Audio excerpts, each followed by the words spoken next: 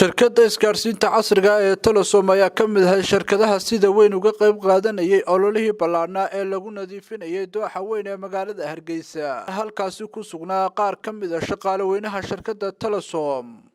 iyo waliba mas'uuliyiinta shirkadda Telesom ugu horreyn waxa halkaasi ka hadlay mas'uuliyiin ku hadlayay afka shirkadda Telesom waxaana sheegeen siyaabaha uga qayb qaadanayaan ololahani waxaan jecelnahay anagu Telesom ahaan inaan hormood ka noqono nadaafada halkan imika aan taagannahay mar dhaweyto ama saacad ka hor ama saacad ka hor waxay ahayd meel uraysa oo aan cidina maraynin maantana waa la seexanay waa lagu shirayaa wanaga taagana ku shirayna alxamdulilaahi rabbil caalamiin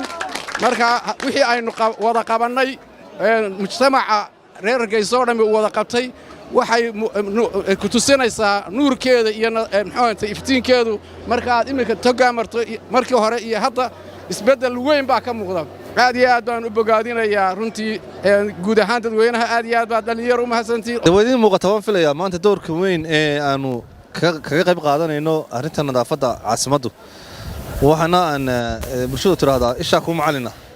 shaqaaleyni Telesom guud ahaan halkan ay joogaan ku sugan yihiin waxayna diyaar u yihiin amba gacantooda kaga qayb qaadanayaan nooc kasta yihiin engineer ilaa shaqaalaha nabadgelyada amba security-gu dhammaantood halkan ilaa maalintii guud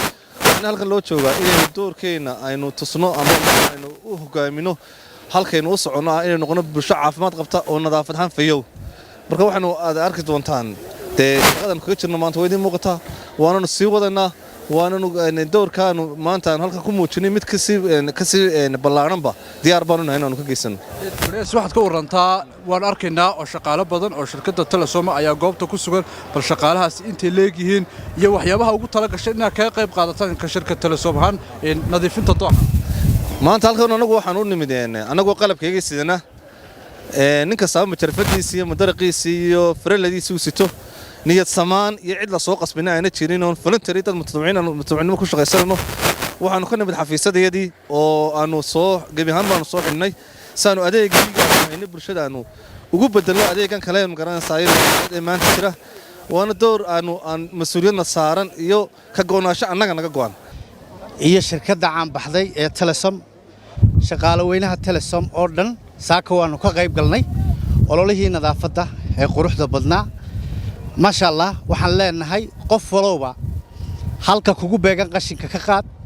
adigu dar lahayso abaabul dalka adaa la dhiso cidna hal la sugin ma sha Allah Allah idin casimo annaguna qaybteedii nagaga beegneed waanu ka qaadanay xildhibaan barqad jaamac batuun oo ka mid ah xildhibaanada golaha wakiilada cusub ayaa shirkadda Telesom uga mahad celiyay sida weyn ay uga qayb qaadatay ololahani lagu nadiifinayo dooxa weyn ee magaalada Hargeysa Telesom runtii waxay ka mid tahay shirkadaha ugu waaweyn ee shaqo abuurka dalka ka sameeyay waxay ka mid tahay shirkadaha maalkoodii iyo hantidii weyneed ay haysteen dalka ku aaminay waxay ka mid tahay shirkadaha hal abuur ganacsiyo kala duwan keenay kuma koobno kaliya ta adeega telefoonada waxay u qabataa ummadda waa la garanayaa aday real estate ka tahay aday gawaadhida tahay aday electric tahay wax kastaba marka waxaan hambalyeeynaa guud ahaan maamulka iyo shaqaalaha sharafta leh ee Telesom oo baaqi maayirka caasimadda ajiibay maayirka caasimadda Hargeysa Cabdikariin Axmed Mooge oo halkaasi kula hadlay mas'uuliyiinta shirkadda Telesom iyo waliba shaqaaleynaha shirkadda Telesom ayaa si weyn ugu mahad celiyay shirkadda Telesom waxaanu maayirku sheegay inay shirkadda Telesom ay qayb lixaad ka qaadatay nadiifinta iyo waliba ololaha ballaaran ee lagu sameeyay dooxa weyn ee magaalada Hargeysa waxaanu shirkadda Telesom ku amaanay siday alaaba uga qayb qaadato waxyaabaha ku saabsan arrimaha bulshada waa Maxamed Xuseen Ibraahim Sam News TV magaalada Hargeysa